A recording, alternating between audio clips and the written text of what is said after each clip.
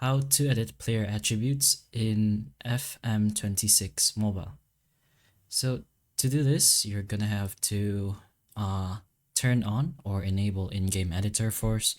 So you can do this inside your settings or the main screen settings. So just go ahead and enter the settings first. You can do this while you're in a game as well, but once you're in your settings, you can see the view button in the bottom. So it's gonna show this unlockable section over here. Then just go ahead and enable that, and then of course confirm.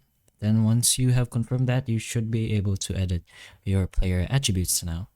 You can also do that in the settings over here. As you can see, there's still the same unlockables, but go ahead to whichever player you want to change or edit, and then in the bottom right corner you'll be able to see the edit button. So you can see the personal positions and then attributes.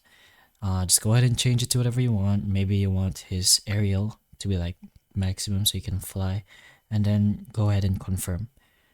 But that's pretty much the process on being able to edit player attributes in FM26 mobile, I mean. So hopefully the information of this video can help you, and if it can, please like and subscribe for more videos like this, and that's all.